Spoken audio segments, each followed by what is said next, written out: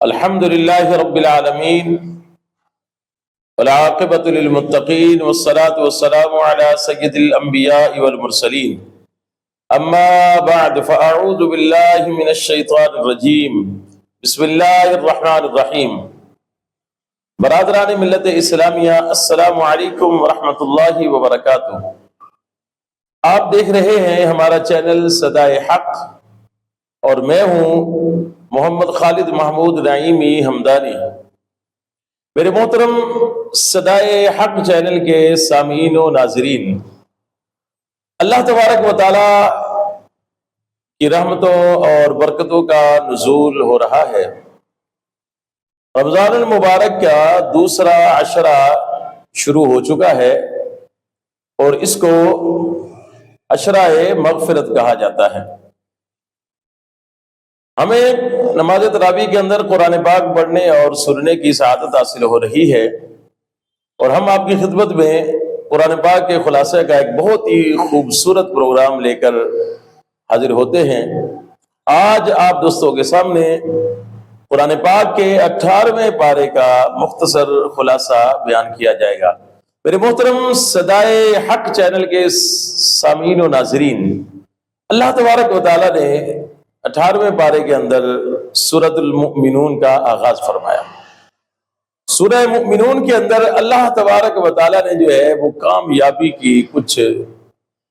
خصوصیات اور کچھ اس کی نشانیاں اور کچھ صفات بیان فرمائی ہیں کہ کامیاب لوگ کون ہیں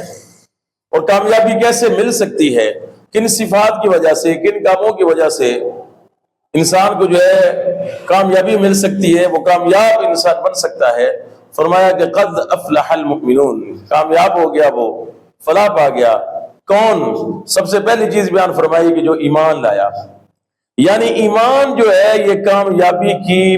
پہلی سیڑھی ہے، بلکہ یوں کہہ لیں تو بیجا نہ ہوگا کہ ایمان جو ہے یہ کامیابی کی بنیاد ہے۔ میرے محترم صدائے حق چینل کے سامعین و ناظرین، ہمیشہ ذہن نشین رکھیے گا، انسان جتنے بھی اچھے کام کرتا رہے، جتنے بھی لوگوں کی فلاح کے کام کرتا رہے اور جناب فلاح و بہبود اور ٹرسٹی اور ویلفیئر کے کام کرتا رہے، لیکن وہ ایمان نہ لائے تو اس کے وہ سارے کے سارے کام جو ہے وہ اللہ تبارک و تعالیٰ کی بارگاہ میں کوئی حیثیت نہیں رکھتے ہیں۔ اللہ تبارک و تعالیٰ فرماتا ہے تمہارے اعمال کی قبولیت کا دار و مدار جو ہے وہ تمہارے ایمان لانے پر ہے۔ اگر ایمان نہیں ہے تو کوئی عمل جو ہے اللہ کی بارگاہ میں قبول نہیں ہے۔ اس لیے فرمایا کہ قد افلح المؤمنون،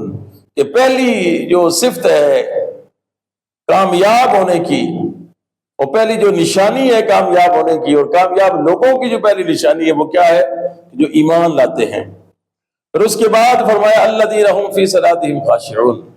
وہ جو ہے نماز کو خشوع خضوع کے ساتھ ادا کرتے ہیں۔ ایمان لائے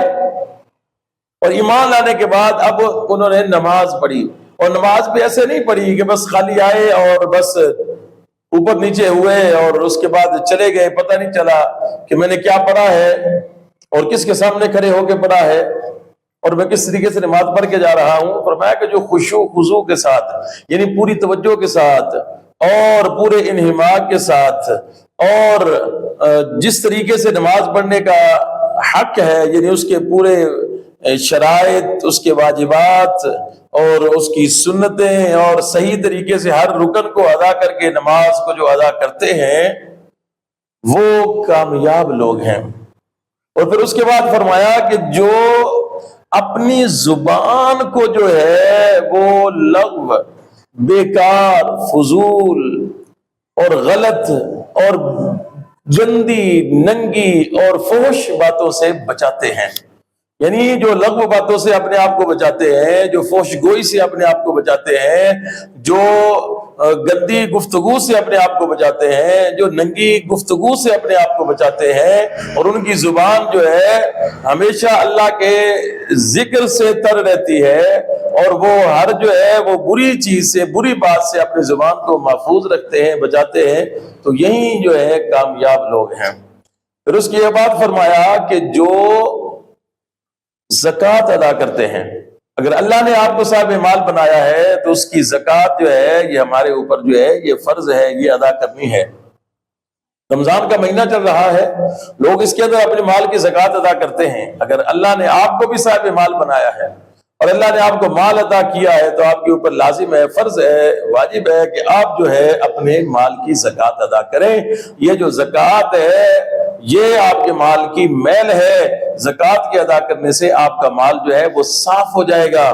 برکت والا ہو جائے گا، اور اللہ تعالیٰ اس کے اندر مزید اضافہ فرما دے گا۔ اور اگر زکوٰۃ ادا نہیں کریں گے تو اس سے نحوست پیدا ہوگی، یعنی وہ میل جو ہے وہ اس کے اندر ہی رہے گا، اور وہ میل جو ہے وہ آپ کے مال کو خراب کر دے گا۔ لہذا اگر آپ چاہتے ہیں کہ آپ کے مال کے اندر برکت ہو تو پھر آپ اپنے مال کی زکوٰۃ ادا کریں۔ اگر اللہ نے آپ کو صاحب ثروت یعنی صاحب مال اور پیسے والا اللہ نے آپ کو بنایا ہے اور آپ کو عطا کیا ہوا ہے، پھر اس کے بعد فرمایا کہ جو پاک دامن رہتے ہیں، پاک دامن رہنا یعنی اپنے کردار کو جو ہے وہ صاف رکھتے ہیں، چاہے ان کا بچپن ہو، چاہے ان کا لڑکپن ہو، چاہے ان کی جوانی ہو، چاہے ان کا ادھیڑپن ہو، چاہے ان کا بڑھاپا ہو، وہ اپنے کردار پہ داغ نہیں لگنے دیتے۔ کچھ لوگ یہاں تک جو ہے وہ بد کردار ہوتے ہیں کہ بوڑھے بھی ہو جائیں لیکن پھر بھی وہ اپنی بری خصلتیں، بری عادتیں اور بری چیزوں کو چھوڑتے نہیں ہیں۔ لیکن جو با کردار ہوتا ہے وہ اپنی جوانی کو بھی بری چیزوں سے بچاتا ہے، وہ اپنی جوانی پر بھی کوئی داغ نہیں لگنے دیتا ہے، وہ اپنے ادھیڑپن پر بھی کوئی داغ لگنے نہیں دیتا ہے، اور وہ اپنے لڑکپن پر بھی کوئی داغ لگنے نہیں دیتا۔ اور جو پاک دامن رہتا ہے اس کے لیے تو اللہ کے نبی صلی اللہ تعالیٰ علیہ وآلہ وسلم نے کئی بشارتیں دی ہیں۔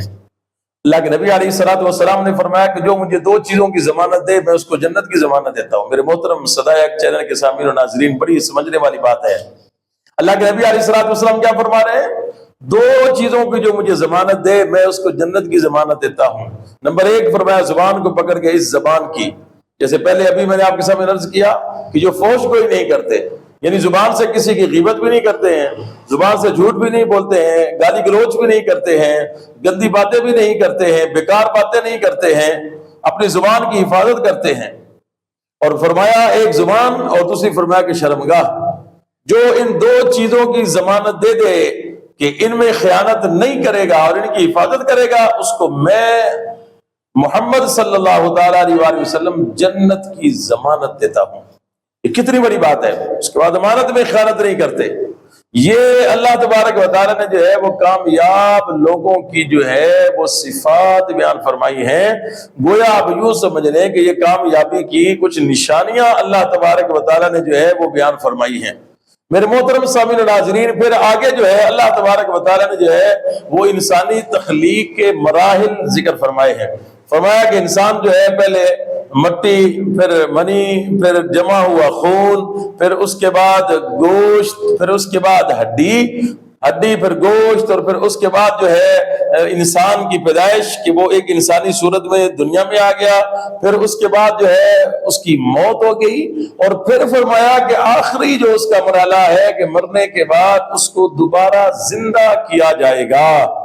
یہ اللہ تبارک و تعالیٰ نے جو ہے سورۃ المؤمنون کے اندر 18ویں پارے کے اندر جو ہے انسانی تخلیق کے کچھ مراحل بیان فرمائے ہیں۔ میرے محترم صدائق چینل کے سامعین و ناظرین، آگے چل کر پھر سورہ نور شروع ہوتی ہے 18ویں پارے کے اندر۔ اس سورہ مبارکہ کے اندر اللہ تبارک و تعالیٰ نے بہت ساری اہم چیزوں کا ذکر فرمایا ہے۔ اس میں پھر اللہ تبارک و تعالیٰ نے جو ہے وہ زانی جو ہے زنا کی کچھ سزائیں اور اس کی مذمت جو ہے بیان فرمائی ہے۔ فرمایا کہ جو کسی پاک دامن عورت پر یا پاک دامن مرد پر جو ہے وہ تہمت لگاتا ہے، زنا کی تہمت لگا دی، اگر وہ اس کے اوپر گواہ پیش نہ کر سکے تو پھر اس کو سزا یہ ہوگی کہ اس کو 80 کوڑے لگائے جائیں گے۔ اور اگر کوئی زنا کرتا ہے تو فرمایا کہ زنا کرنے والے کو 100 کوڑے لگائے جائیں گے۔ اور اگر کوئی شادی شدہ جو ہے وہ زنا کرتا ہے تو اس کو سنسار کر دیا جائے گا، یعنی اس کو جو ہے پتھر مار مار کر جو ہے اس مرد عورت کو جو ہے وہ قتل کر دیا جائے گا، یہ زانی، شادی شدہ زانی جو ہے اس کی سزا ہے۔ یہ اللہ تبارک و تعالیٰ نے جو ہے سورۃ النور کے اندر جو ہے یہ ساری چیزیں جو ہے ان کو بڑی تفصیل کے ساتھ بیان فرمایا۔ پھر اللہ تبارک و تعالیٰ نے جو ہے اس سورہ نور کے اندر ہی جو ہے وہ چار دیواری کی کچھ جو ضروری چیزیں ہیں، جو احکامات ہیں، وہ بھی بیان فرمائے ہیں۔ خصوصاً اللہ تبارک و تعالیٰ نے جس چیز پر بہت زیادہ اس سورہ مبارکہ کے اندر زور دیا وہ پردہ ہے کہ اے ایمان والی عورتوں، تم جو ہے وہ پردہ کرو، تم اپنی زینت کو چھپا لو جب باہر نکلو، تاکہ تمہارے زینت پر، تمہارے چہرے پر، تمہارے اوپر کسی جو ہے غیر مرد کی نظر نہ پڑے۔ پردے کا حکم دیا ہے اسلام نے ایک مسلمان خاتون کو، اور پھر اس کے ساتھ ساتھ یہ بھی بیان فرما دیا کہ اگر کوئی عورت بہت زیادہ بوڑھی ہو جاتی ہے اور اب وہ نکاح کی عمر سے بھی نکل گئی ہے تو اس کے لیے یہ رعایت کرتا ہے اسلام کہ وہ اگر جو ضروری پردے کی چیزیں ہیں وہ اگر چھوڑ بھی دے تو اس کے اوپر جو ہے اس کی پکڑ نہیں ہوگی۔ اور پھر اس کے بعد یہ بھی فرمایا کہ جب تم جو ہے اپنے گھر کے اندر داخل ہو تو تم جو ہے وہ اجازت لے کر داخل ہوا کرو۔ پھر فرمایا کہ جب تم گھر کے اندر جوائنٹ فیملی کے حساب سے رہتے ہو اور کئی کمرے ہیں اور ایک ہی گھر ہے اس کے اندر کمرے اور وہاں پہ کئی فیملیاں رہ رہی ہیں، تو تم اگر کسی کے کمرے میں جاؤ اور میاں بیوی کمرے کے اندر موجود ہیں تو ایسے ہی کمرے کے اندر نہ گھس جایا کرو، بلکہ تم باہر کھڑے ہو کر دروازہ بجاؤ، اجازت لو اور پھر اس کے بعد گھر کے اندر داخل ہو، کیونکہ کیا پتہ جو ہے وہ گھر والے جو شوہر بیوی ہیں وہ کس حالت میں ہوں۔ تو یہ ہمیں جو ہے ایک ہماری اخلاقی تربیت بھی کی جا رہی ہے کہ تم نے کس طریقے سے زندگی گزارنی ہے۔ پھر فرمایا کہ گھر کے اندر داخل ہو تو آواز دے کر، جب تم باہر سے آؤ تمہارے گھر کے اندر تمہاری گھر کی خواتین ہیں، بیٹیاں ہیں، بہنیں ہیں،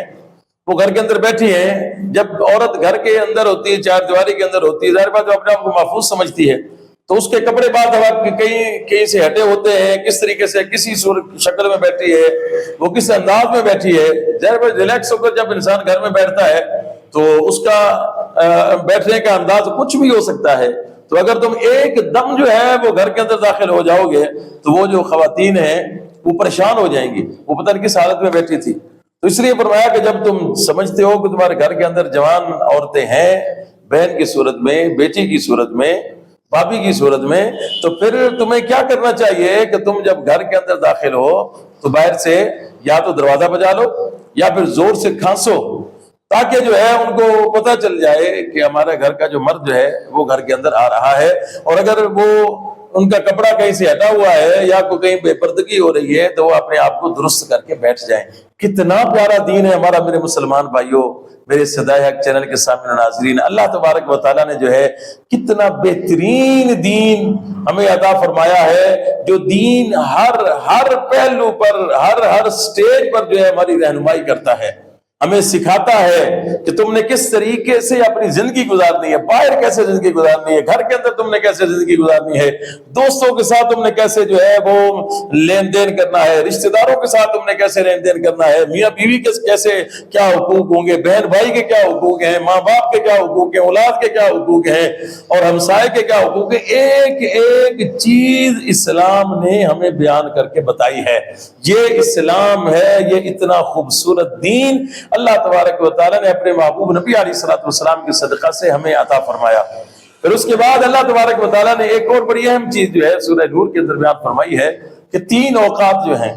ان اوقات میں تو خصوصاً جو ہے وہ تم جو ہے نا کسی کے کمرے میں، میاں بیوی جو رہتے ہیں ان کے کمرے میں بغیر اجازت کے نہیں جاؤ گے۔ چھوٹے بچوں کو بھی اجازت نہیں ہے کہ وہ نہ جائیں فجر سے پہلے، اور پھر اس کے بعد جو ہے ظہر کے بعد جو قیلولہ کا ٹائم ہوتا ہے، اور اس کے بعد عشاء کے بعد۔ یہ جو ٹائم ہے کہ اس میں جو ہے انسان اپنے کپڑے اتار دیتا ہے، یعنی سونے کے کپڑے پہن لیتا ہے، مختصر کپڑے پہن لیتا ہے، اپنے آپ کو ریلیکس کر لیتا ہے۔ تو ایسے ٹائم میں جو ہے ہمیں یہ حکم دیا گیا ہے قرآن پاک کے اندر، یا ایھا الذین آمنوا لیستأذنکم الذین ملکت ایمانکم، یہ ساری جو پوری آیت کریمہ ہے اس کے اندر آگے جو ہے یہی چیزیں بیان فرمائی گئی ہیں کہ تم جو ہے ان اوقات کے اندر جو ہے جب کسی کے کمرے میں جاؤ تو اجازت لے کر، دروازہ بجا کر تم نے جانا ہے، ادروائز تمہیں اندر جانے کی اجازت نہیں ہے، تمہیں نہیں جانا چاہیے۔